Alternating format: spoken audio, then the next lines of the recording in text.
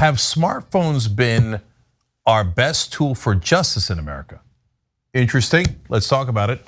We're going to bring on Marc Lamont Hill. You might recognize him from 1,000 different things he's hosted. He's hosted on CNN, Al Jazeera, HuffPost, BET News, Black News Tonight. I can go on and on. He's a professor at Temple University and now the author of Seen and Unseen. Marc, welcome to TYT. Oh man, it's a pleasure to be here, my friend. All right, great to have you. So Marc, before we get into all the controversies which happen nonstop, let's talk about the book. So you have an interesting theory. Tell us about what you wrote about. You know, the idea here is that when George Floyd, which is where we start this book, when George Floyd gets killed in 2020, there's a national reckoning on race. There's a national conversation. People are taking to the streets. People are trying to change laws. Lots of stuff happened. And the question in my mind is why?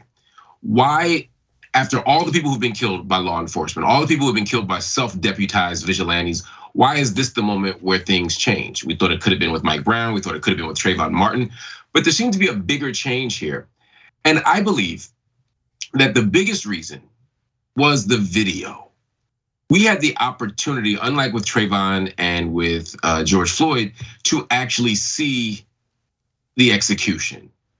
Watching the knee of Derek Chauvin on the neck of George Floyd for 9 minutes was an incredibly disturbing, disgusting, unsettling experience that many Americans had to confront. Most Americans had to confront.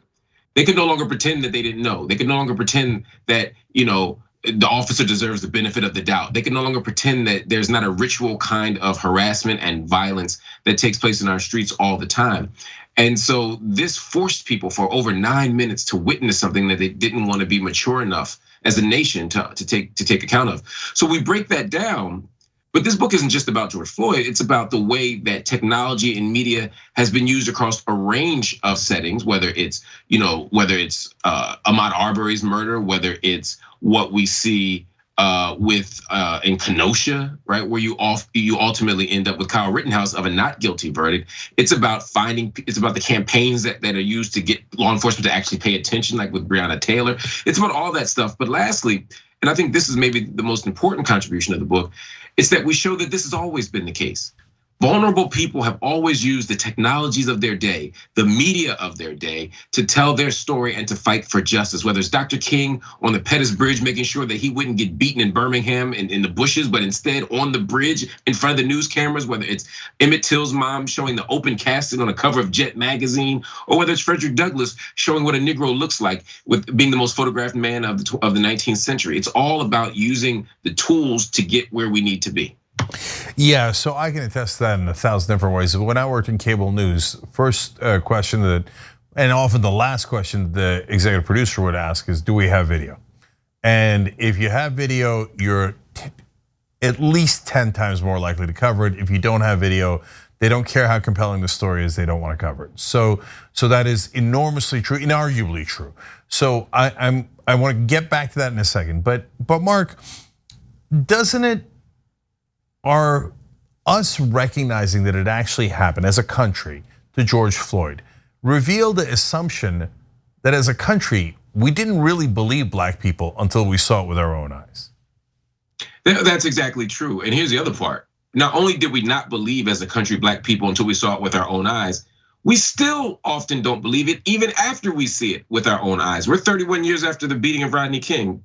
30 years after the uprisings in Los Angeles, where after an entire nation saw a videotaped beating of a man, a jury decided that their lying eyes weren't persuasive enough, that Rodney King's own testimony wasn't persuasive enough.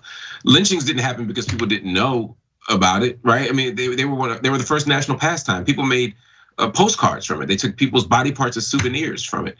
We see Walter Scott get shot running away. We see Eric Garner get executed in Staten Island standing there. We don't have any shortage of witnesses. The problem is, to your point, black witness, black testimony is insufficient in this country because white supremacy teaches that black lives, black bodies, black stories, black truths, black testimony is simply irrelevant because we're not human. So that's a big problem. So in some ways, the idea of we got the smoking gun video is almost letting America off the hook, right? Because it allows them to convince themselves that all they needed was the evidence. But the truth is, America doesn't want to know. When it comes to matters of race, racism, white supremacy, capitalism, we can go on. America grows old, but it doesn't really grow up. So I often come back to this because we had a former Baltimore cop on the show, and he said something that stuck with me for a long time.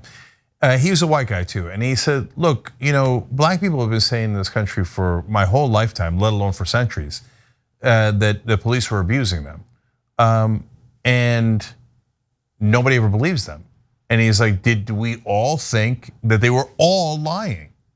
And he explained, yeah, of course, cops in Baltimore, of course, abused African Americans, and they did it on purpose.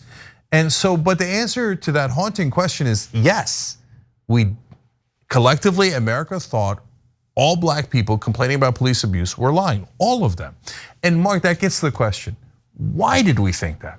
And I realized, having done so many of these interviews, why that was in all of our collective heads, because of the media.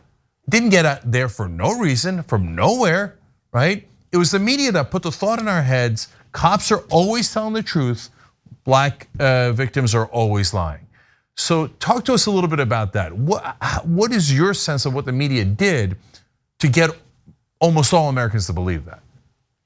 I'm glad you said media. One, I think you're right. We're fed a steady diet of propaganda every single day. And it's not just cable news, although cable news and broadcast news for decades only told the story of the hero cop, only told the story of the cop who was right. And when Rodney King happens, it's seen as an aberration, it's seen as an outlier, but the general narrative is still the same. But it wasn't just the cable news stories. It wasn't just the stories we chose to tell, but more importantly, the stories we chose not to tell. The LAPD had hundreds of cases or allegations of police brutality every year, sometimes thousands. Chicago, Philadelphia, we're going down the list. The news media chose not to cover it. Even local news often doesn't cover investigations of police misconduct. But again, it's not just the news. You can also look to TV shows. I mean, think about America's Most Wanted.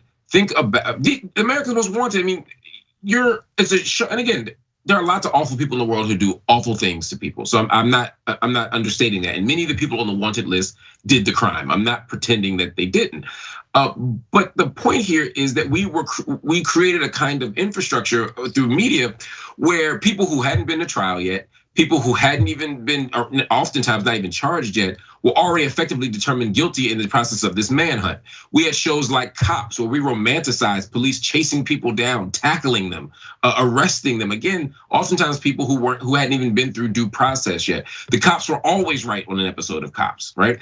TV shows, whether it's Law and Order or whatever it is. Right? These shows are also feature a steady diet of propaganda where the cops are the good guys and they're trying to pursue these evil criminals. And every once in a while, the thing that stops the cop from doing the right thing are these pesky technicalities, these tricky public defense attorneys or these slickster paid defense attorneys who get in the way of cops doing their true calling. And so when a cop cuts a corner or moves a piece of evidence or plays the game a little bit differently, you watch a show like Bad Boy, a movie like Bad Boys, right? I mean, Will Smith takes new meaning now, but Will Smith and Martin Lawrence were beating up the suspects right before they ever got him there, and we romanticize this stuff. Since the early or mid part of the 20th century, when we had the Keystone Cops, who were like the bungling cops, we have pretty much done a 180, and all cops are heroes, all cops are blameless, all criminals are bad, and guilty before getting given due process. And so because of that,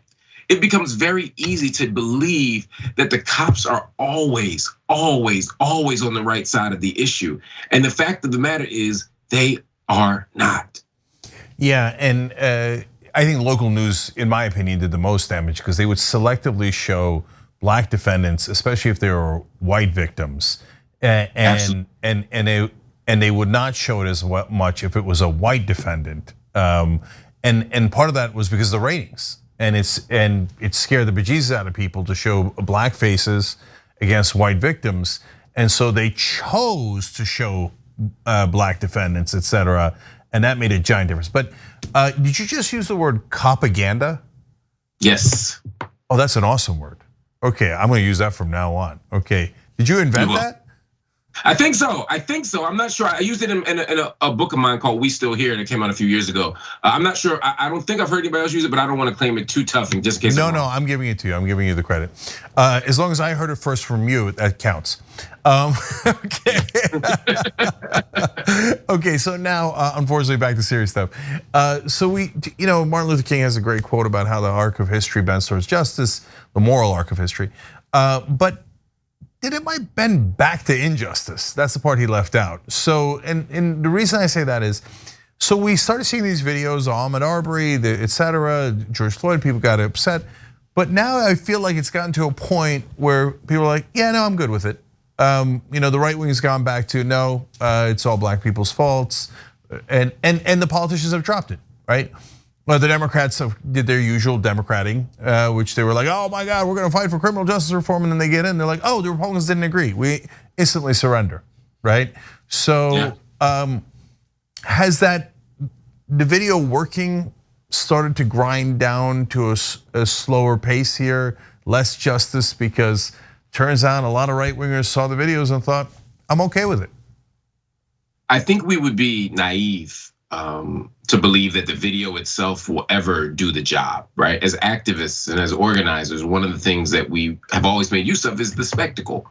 Again, Dr. King on the Pettus Bridge, the beating that takes place when John Lewis is getting his head bashed in by the state, that doesn't create voting rights, but it creates a spectacle that when sort of connected to grassroots action and organizing and public pressure and behind the scenes pressure can lead to a not a shift, but an interest convergence where the interest of the people demanding converges with the state's interest at some point, but it's not isolated. The spectacle is just a small slice of it. The sit-ins, the boycotts, they're just small slices of it. And so, yeah, a video beating and the protests that come with the video beating, that's never going to be enough to persuade a politician, because politicians don't have feelings, they have interests. And it's only when their interests converge with the people doing the advocacy work that we see any kind of change. And so when I think about what's happened over the last, say, decade, for me, it's not just our protests and it's not just these video cameras and this footage.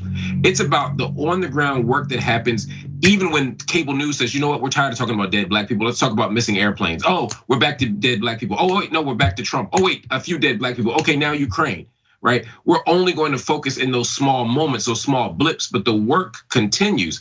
And I think you might even be giving the Democrats a little too much credit. I mean, somebody like Joe Biden, even in the height of this mess, said he supports cops. He was not just abolition, he was anti-defunding. He wanted more cops on the street, right? And so Democrats have been feckless and spineless from the beginning on this issue in many ways. But even at their best, when they said, fine, some cops are doing something bad, we need some justice in policing, we need a Justice in Policing Act. And Republicans said, fine, I guess you shouldn't go around killing every black person, right? That was like a moral achievement for this country. And even in that moment, you're right, the attention span was so short. So what's the answer? The answer is to not fetishize video, to not assign magical power to it, to not assume that it's going to be the transformative practice, but instead to say these moments of national attention have to be linked to consistent on the ground work. That's why abolitionists, I've been an abolitionist for decades. We've been fighting to close prisons and stop policing for decades. And these moments are helpful. And long term, I do think they matter, but it is, as Dr. King said, and as you alluded to, a long arc. And so when we get bail reform, when we get an end to privatized prisons, when we can get a civilian review board here or a defunding there, that's all work that is in the interest of the long-term vision. But it's going to take a whole lot more than some videotapes to stop this thing. All right, the book is called Seen and Unseen. Marc Lamont Hill, thank you for joining us. I appreciate it. Good to see you, my brother. You too.